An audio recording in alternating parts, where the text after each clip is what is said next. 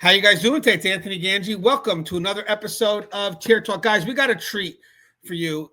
Last week I had Shavaun Scott on. She's a psychotherapist, a known author, and I was just fascinated with her expertise. I've been following her a lot on Hidden Killers with Tony Bruschi.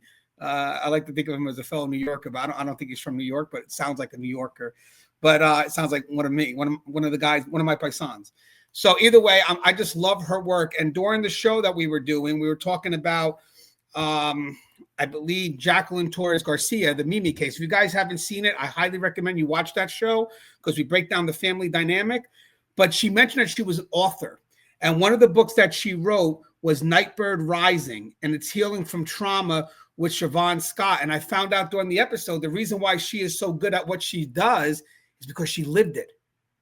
She breathed it. She teaches from her own experience. And I was so fascinated by the fact that not only do I have an expert, but I also have a survivor, that I wanted to bring her on and kind of talk about her book. And it's funny because when I had her on, a lot of people were commenting, "Oh my God, it's so good you had her on. You had her on." So she's known to my audience as well, which makes it even better. But I would love, again, just to discuss the book with her. So let me bring her on and we'll have her introduce herself. Hopefully I did a justice with that intro there, Ms. Scott, Shavaun. Thank you. Thank you. You're always gracious. We've only known each other a little bit of time, but you're delightful to talk to. So thank you. Well, I'm a big fan. I say the same about you. Do you mind introducing yourself and then we'll cross into the book? Okay. Yeah, I'm a psychotherapist in private practice now. I've been a therapist since 1991, which dates me, but basically this has been my entire life. And I've worked in forensic programs in the past, which is sort of how I developed my interest in criminality and crime, and primarily from a vantage of serving victims and working in reduction, trying to interrupt cycles of violence and catch things early. So that's kind of my orientation. Have worked with thousands of crime victims over the course of 30 plus years, and have lived my own rather dark journey with domestic violence and psychopathic relationship, and that's why I got to a point in life where I thought, if I tell my own story, maybe it will do some good in the world, because I have recreated a difficult life and created something that I think is a pretty darn good life, but it's been a lot of hard work and trying to gain insight. And so that's really what the book Nightbird is about, is how to connect the dots from our early upbringing to the early relationship choices we make, and then trying to decide, okay, let me learn from my mistakes and take a different path here. Do you mind showing us the book? No, not at all. Yeah, it's just Nightbird, and it's a memoir, and by Shavaun Scott, and available wherever books are sold. I can get that on Amazon, correct? Audible as well? Yes, at Amazon and Audible. I read the book myself on Audible. Amazing. And can I ask the thought for the cover? Owls have always, we've got an owl and a young girl in a forest. Owls have always been kind of one of my special animals. It seems like wherever I've lived in my life, there have been owls in the trees. And so I've looked into what is the symbology behind owls, and you know how there'll always be myths about animals and what the meaning is. And owls were considered harbingers of death in many cultures, or the guide to the afterlife. And one of the things that comes out in my book is how much death I've been surrounded with since early childhood and then on.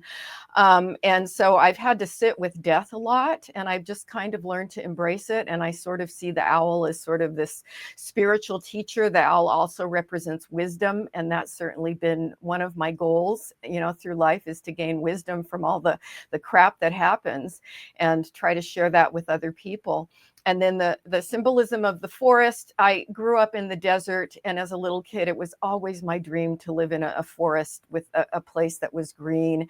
And I've been able to do that now for about 8 years. I've lived in Portland, Oregon, in a forest, and it's just sort of the fulfillment of my childhood hopes. And I see let me just click myself back in. Hold on. I see the red hair. So yeah. I could safely assume, I'm assuming the young lady on the book cover would be you. I fought my publisher on that. I did not want a I like human it. on the book, but my publisher was just adamant it has to be a woman with red hair, and we had to compromise. The first one he came up with sort of looked like this glamorous romance novel, and I said I do not identify with that. I don't want to be portrayed that way. So we came up with this one, which is more of a young girl, which I think fits the theme of the book, because a lot of the book goes back to my childhood and the very weird upbringing that I had, with a lot of religious fundamentalism, which I Mm. think played with my head in a lot of ways. I talk about that in the book. And then there was a lot of mental illness in my family, which I think also set the course of my life, being fascinated with why do people have hallucinations and delusions. One of my mother's sisters lived with us for quite a while, and she was schizophrenic and had a very difficult life. And so that's another one of my passions, is understanding mental health and how to help people who are having, mental health challenges or severe mental illness. And so all these things kind of weave together in the book. Now, can I ask you? Now, this wasn't your first book, right? I believe you have a couple of books that were out there before you decided to write this one. Yeah, 3 other books. One was on game addiction, the experience and the effects, and that's sort of a guide for parents when their kids are really showing addiction behavior with video games. And then I did one on mass killers. And this is specifically targeting the dynamics of the people who take a gun and go out and kill strangers, and school shooters. And I saw so much misinformation online about the motivations for that and how to interrupt it and what can we do. And I got tired of chasing people all over the internet and trying to correct misinformation. I said, I'm just going to write a book about it. Actually, I started off with a long blog post about it, and that went viral. And a book publisher saw it and said, would you just put this into book form for us? So that was pretty easy. That fell in my lap. And then I was a co-editor on one called Wounded: The Forgotten Survivors of Gun Violence. And that was really coming from the victim's perspective and trying to show the actual stories of people who had lived through terrible incidents with guns. And then, so this was my 4th one, and this is the one that got personal for me. Although you can see there are themes in the books, trying to prevent crime, advocate for victims, and raise our kids as best as we possibly can in a crazy world. Well, I was going to ask you, like, maybe one day I want to work on this book about the parasocial norm and when it's finally broken, especially in today's age. So maybe one day me and you could work on that, hypothetically. But I wanted to ask you, so being that this was your 4th book, this book is obviously a book that you're more connected to, you're more vulnerable with. Did the 3 books kind of help you get to that point where it was easier now to write a more personal journey, because you had now one, I guess, more confidence in you writing and giving your writings to the world, but 2, maybe there was still a connection that you wanted to get that this book could do for you? I think that's a really good point, and I hadn't really paused to consider that. But I think seeing that, when you haven't written a book, sometimes people have the idea that it's really hard to do. And yes, an academic book like my one on mass killers, I had to basically, every time I made a statement, I had to support it with some kind of scientific documentation for what I was saying. That's a lot of work, but really anybody can write. And I think writing is really therapeutic. Whether you're ever doing it for publication or not, that's not really the point. But I think writing is good for people. Blogging is good for people. People can write online, and it's a process of learning about yourself. And I think probably I was gaining confidence as a writer with the 3 books. And I just got to a certain age in life where, I think when I was younger, there were things about my past, like mental illness in my family. I wouldn't have shared that with anyone. And I got to a place as I got older that I saw, what, people can learn from this.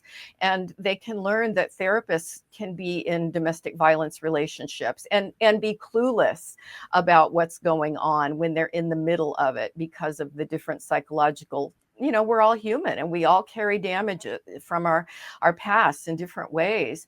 And so I thought it would be a way of taking my rather interesting, somewhat unusual life story and maybe putting it out there, and just felt like, I don't have anything to be ashamed of. If anything, if any good can come out of sharing this, then let's just go ahead and do it.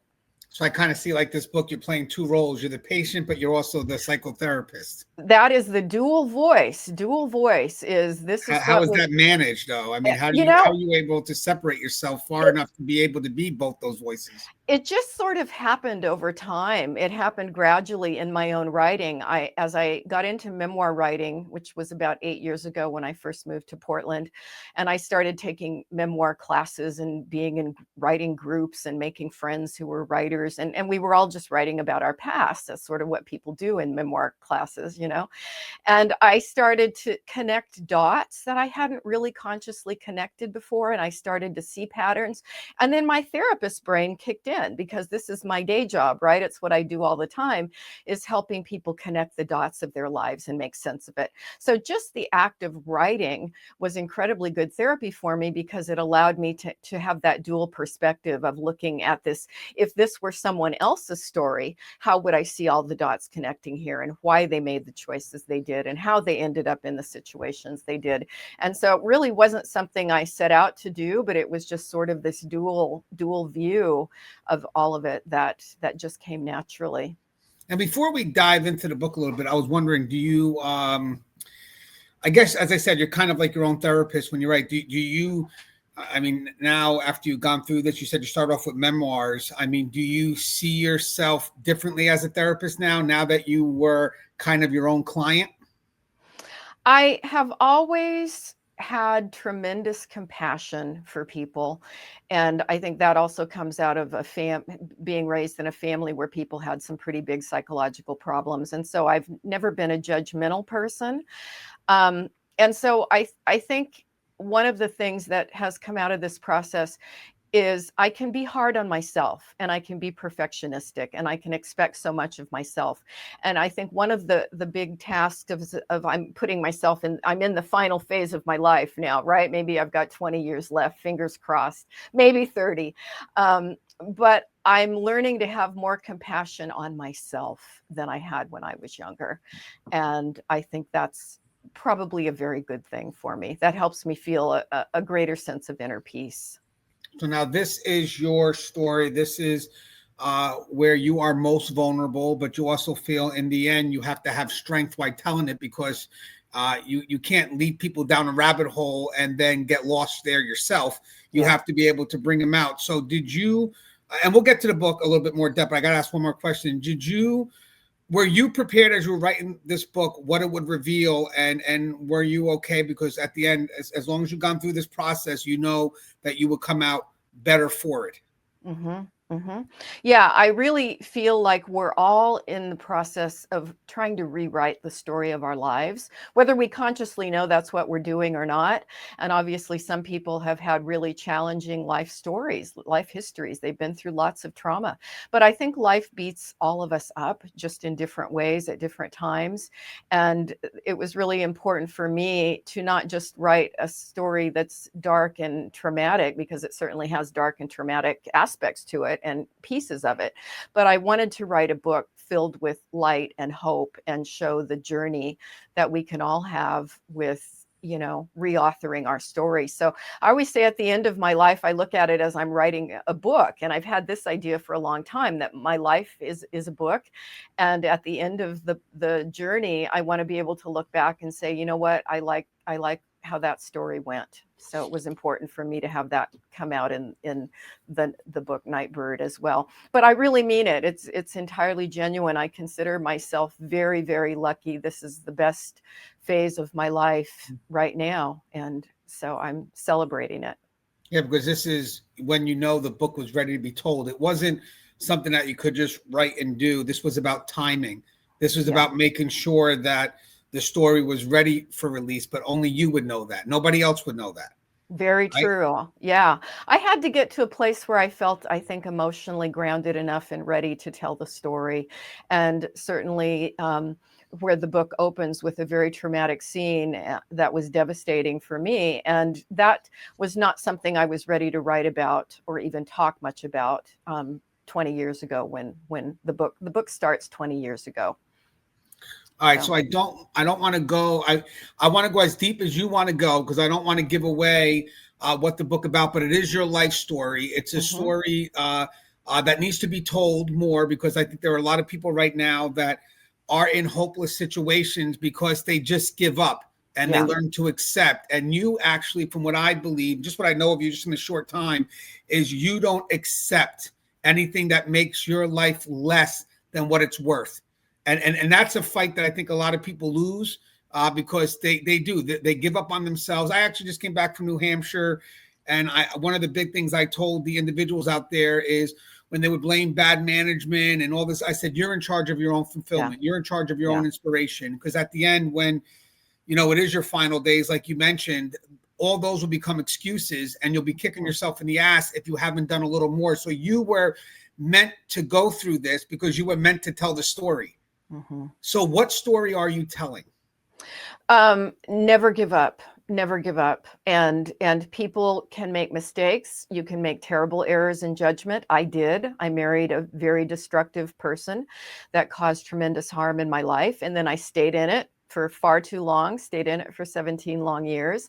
And I have learned a lot of lessons since then.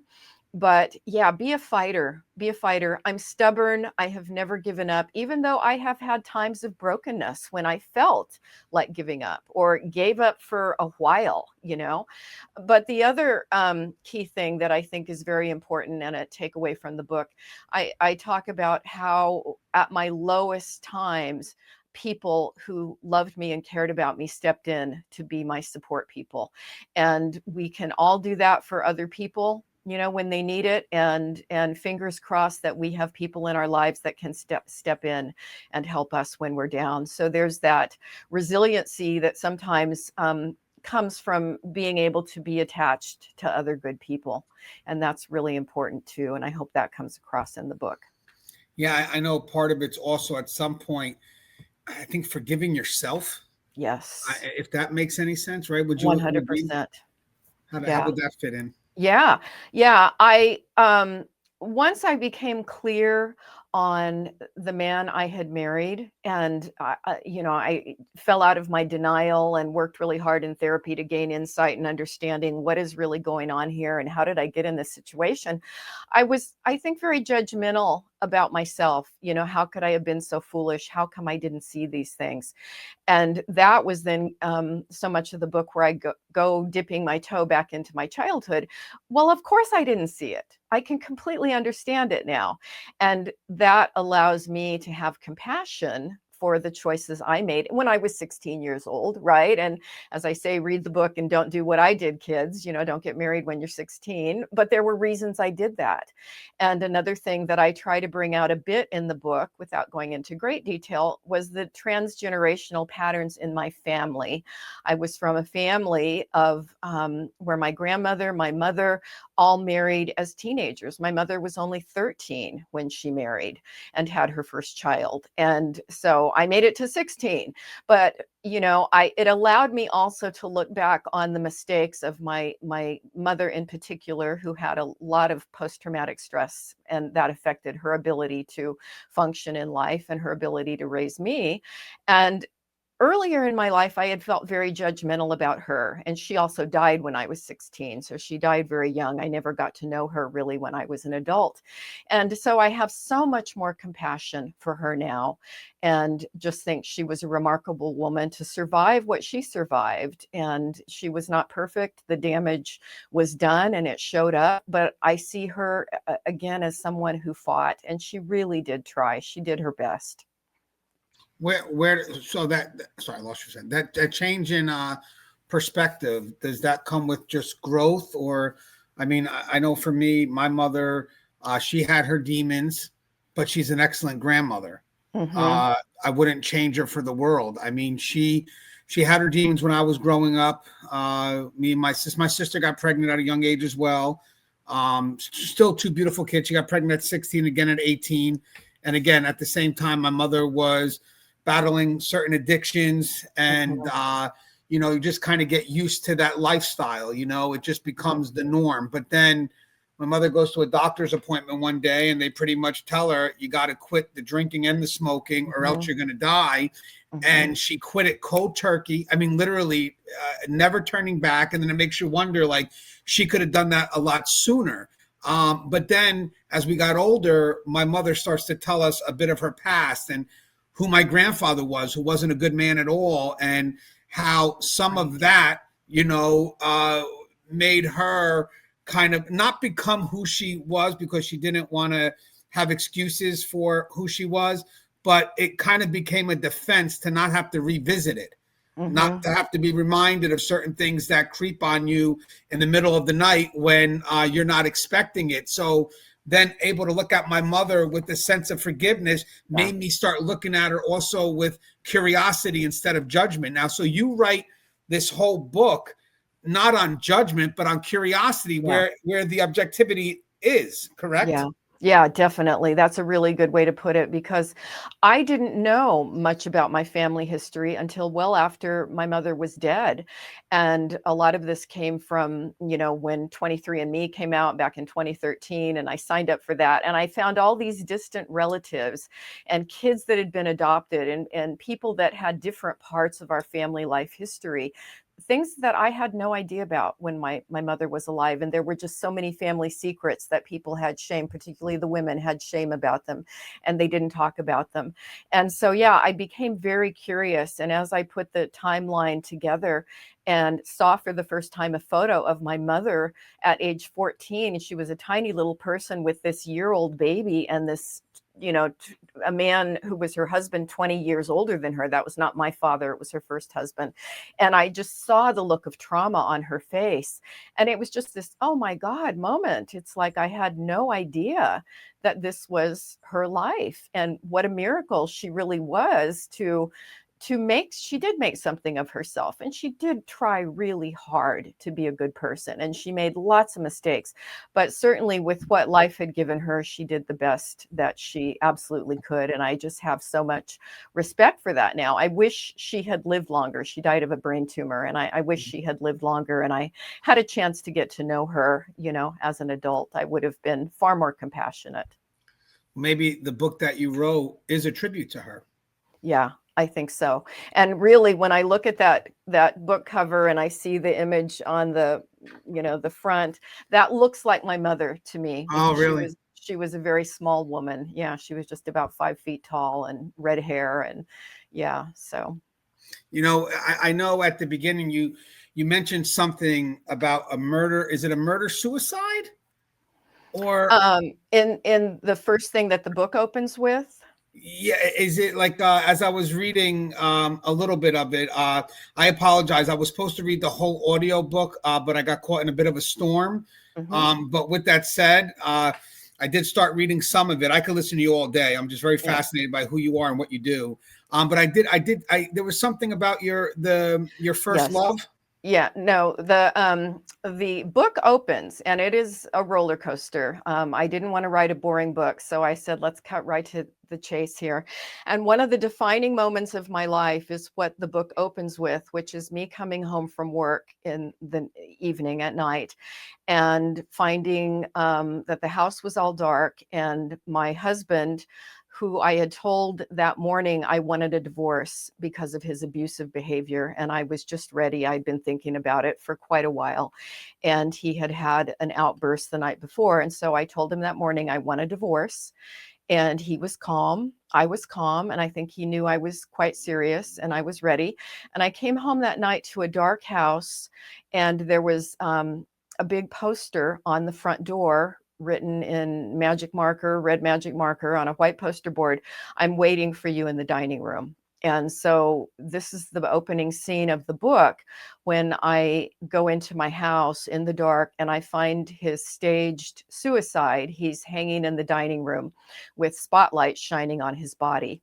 And that is where the book opens, and my complete psychological break, finding that, because it was just like living in a horror movie. It was not something that any of us ever think we're going to walk in on a scene like that. And so the book then sort of goes into the complete breakdown I had. And I was so distraught, I couldn't even call 911. And so I described that in the book. Was there guilt at all? Even though you don't have a right, you didn't have to feel guilty, but was this absolute planned for you to feel guilt? 100%. It was in the category of revenge suicide. Okay. And we always think, and there's a lot of misunderstanding even among clinicians, mental health therapists about it.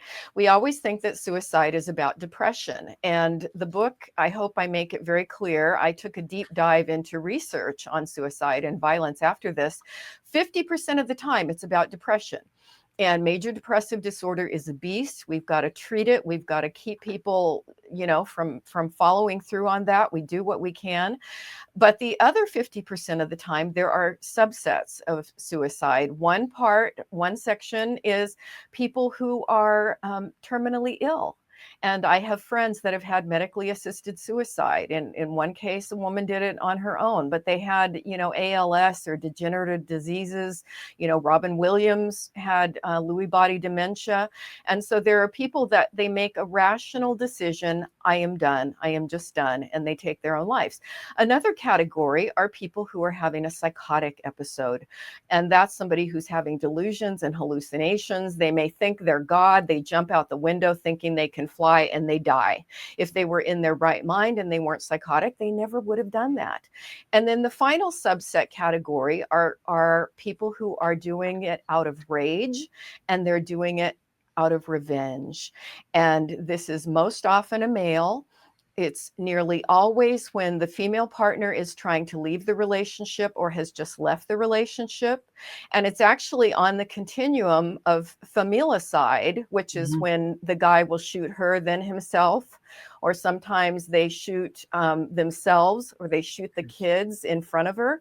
And so this is looked at as a more rare type of suicide, but it does happen. And I talk about a number of cases of those kind of events in the book as well. So like for the revenge suicide, it's the assumption that you'll feel guilt though, because they're not going to know if you did or if you didn't. That's the dumb thing about it, right, Guy? You're not going to be there watching, her suffer, but it's really looked at as, you can say it's non-rational because they're not going to be there to enjoy this, this revenge, but it really comes out of rage and it's a desire to punish. But that means they also really have to paint the picture that their suicide connects to whatever action that they feel they want to hold you responsible for. That's why you came in, most likely had the spotlight and everything, because he didn't want any ambiguity in that message, correct? Yeah, exactly. There was no ambiguity. It was the day I had told him that I wanted out.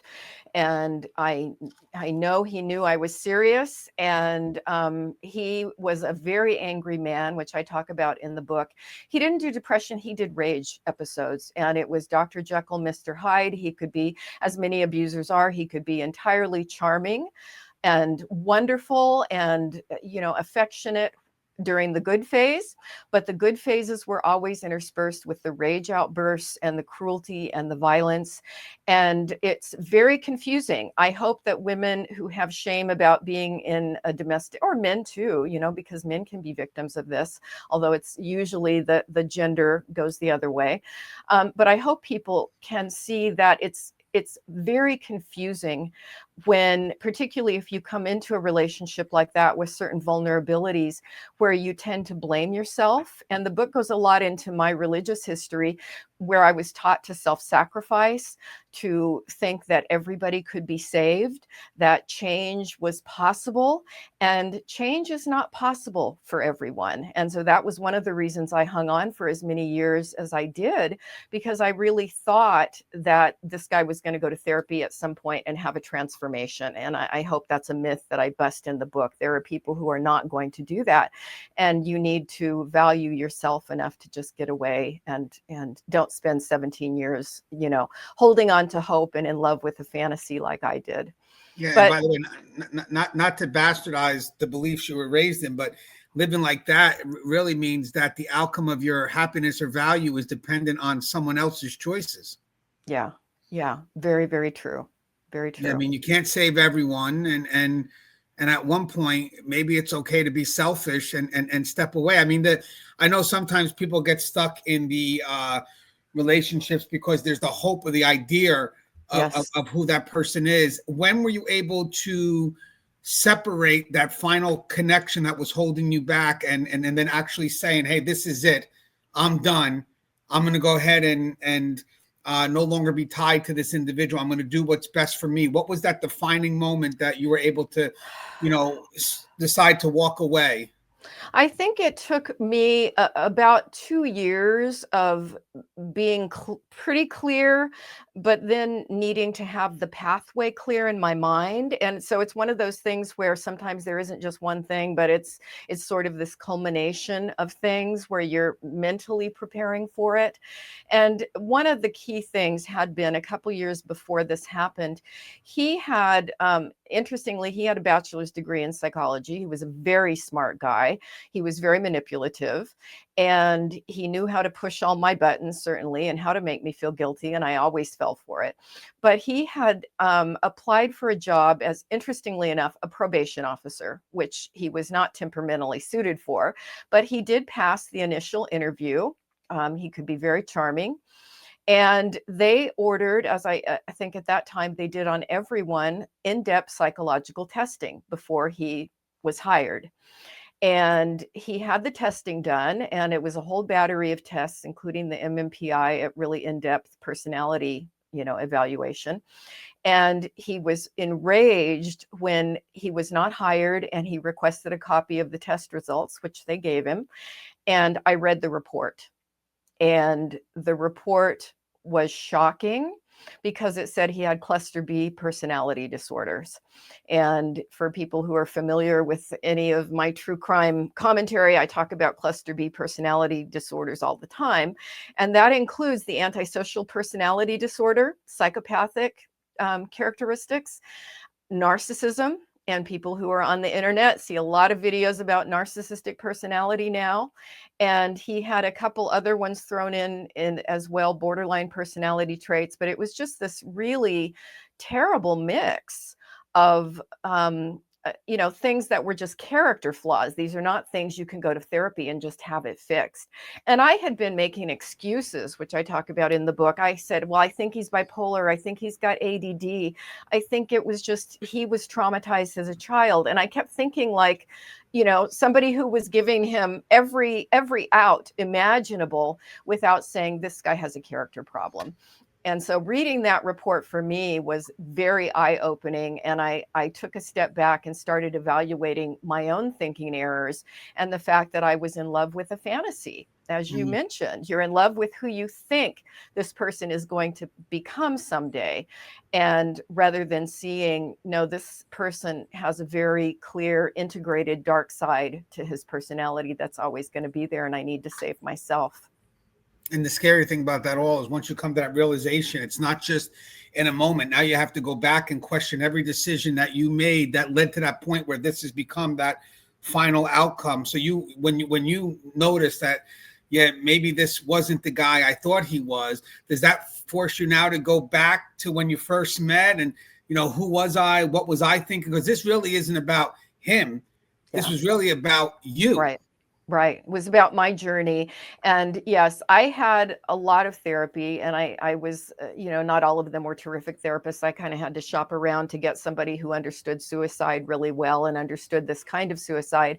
But when I got someone like that, we were really able to unpack what were the things that made me vulnerable. And that's where it went back a lot to my childhood and the particular religious. I was raised in a really kind of extreme fundamentalist and Pentecostal faith, and really taught to be very shame-based. And, you come out of systems like that not feeling worthy of love and being ready to feel guilt at, somebody pointing their finger at you. I wouldn't blow up and do this unless you piss me off. And it's like, okay, I'm really sorry. You're walking on eggshells all the time. And then the magical thinking if I just, pray hard enough, there will be a magical solution here. And I did in my 20s, and I went to college and I gave up that whole religious background and fleshed that, but it still left me with the psychology, and I then embraced psychology with a religious fervor, got my degree, got my master's degree, became a therapist. And then I really thought that there was magic in therapy and that we could fix everybody. And that was just dumb and youthful stupidness that I was naive, and I just didn't realize at that point in my life that no, there is no magic in the world, and people have to work really hard if they want personality shifts and growth. And it's not something that you can pray away or wish on a star, or, you know, just love somebody into being different than who they are.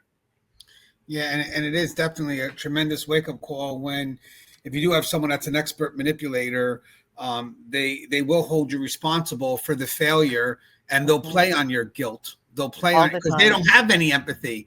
So they Exactly. have no problem with playing on yours, because at the end of the day, as long as it gets them what they want. And I think he knew that you were the kind of person that wanted to invest in him, wanted to save him, and he knew he can hold on to, even if it was a relationship that really wasn't in your better interest, because you ending it, you would justify that as a failure on your part, Right. not on his. Yeah, and nurturant women often go into the helping professions, right? We care about people, we're compassionate, we want to see people do better and feel better, and we like soothing people, and so we become counselors or therapists, or nurses are very well known for being involved in relationships like this, because psychopathic people have a radar for nurturant people. And that was originally stated by Robert Hare, who was the first researcher into psychopathy. Yes. And developed the psychopathic checklist, you know, the Hare scale.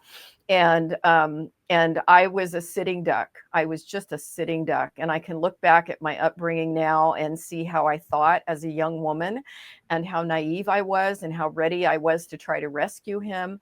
And yeah, I would never make that decision now, but I was very naive.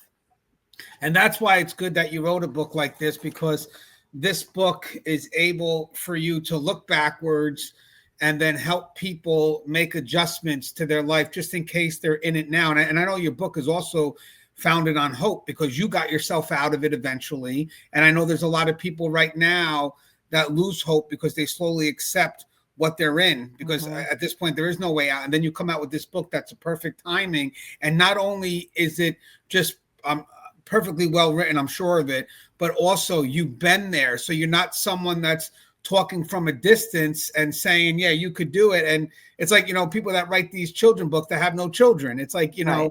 You're bringing them into your world with that vulnerability, with that care. I mean, you're bringing them close to you, letting them see how vulnerable you are. And what they're going to do is they're going to connect to your vulnerability.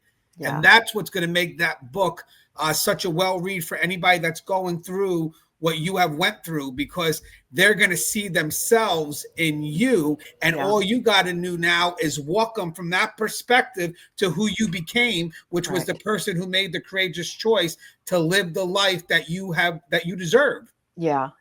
I had to do a lot of work after the suicide, and I would say it took about 6 months before I felt normal again.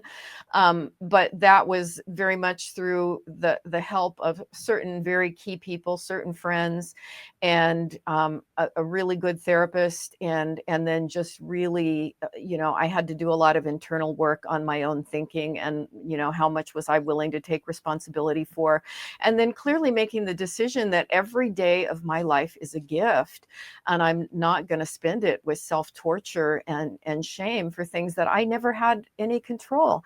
If I could have helped that man, I would have done it before 17 years went by, right? So I was powerless to save him, and I was not so powerful that I killed him. I mean, I just did not have that kind of power. But that was the message he wanted me to take, was that it was my responsibility. Now, obviously, you crafted this book with a lot of turning points, because this is not a solution that is just one decision. It's progressive. Yeah. It's a change of mindset, and then it's a creating a momentum that is based on better choices, but ultimately founded on wrong choices. To some extent, because it's the learning, it's the evolution of who you are, from where you were to who you are now. And the book is pretty much to some level, I'm not going to say an end result, because we're always learning, but at some level it is an end result of what could happen when you decide to take the reins of your own life. And to be honest with you, and I don't mean this in any negative way, but it's okay to be selfish. because no one else will do better for you than you yourself. So now, as we wrap up, because I know you have an appointment coming up, I'm going to ask you a couple of questions, and I know you can handle them all at once, but what type of audience do you want to, well, two questions here. What type of audience do you want to reach with this book? I know anybody could pick up your book, but if you could only choose a specific type of audience, where do you think that audience, what audience would most relate to what the message you're trying to get across? And the other thing is, as we come to a close, is what is the ultimate message of your book, the message that you hope carries on into the legacy of who you are long after you're gone? I think the overall message is to, and it's hard to condense it, right? But to always have hope, to never give up, and to have grace on yourself when you make mistakes. It's part of the human process. We all make mistakes, and life is going to beat us up in different ways, and we're just trying to get through doing the best we can.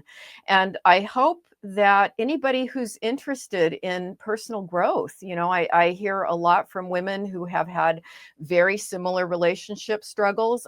So often I get emails and people say, I cried throughout the book just because it touched things in me. I feel like it was a mirror of a relationship that I had, or a series of relationships, and I've not talked about because I felt shame.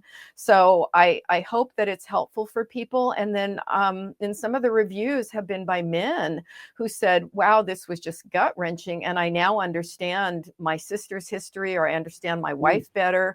And so I think that's an important thing too. Anybody who just wants to understand, how do people survive really hard things, and how do we have grace on ourselves?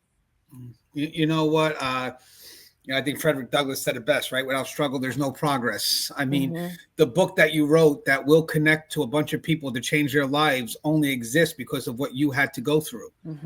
Yeah. So, I mean, it's kind of a gift and a curse. And you found a way to balance out. So even through the roughest moments, you have found a gift that you can now give to the world. So that alone takes tremendous courage to do, because most people have a great story to tell, but they'd rather live in silence than relive it and share that vulnerability, because somewhere along the line they believe that maybe it's their fault or whatnot. But you truly embraced the role of a strong woman who said, no, this is not my fault, and this is life on my terms. And not only am I going to do what's right for me, I'm going to put this out there to the world so they could do what's right for themselves as well. And that is what's going to get my little bald head, but my hat off.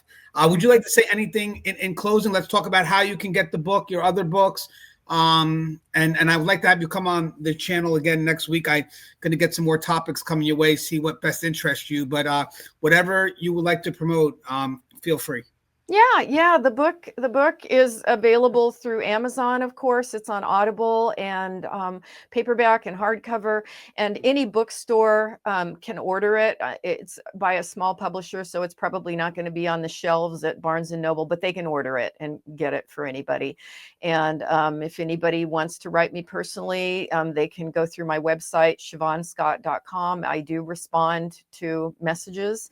And, I just want the best for people.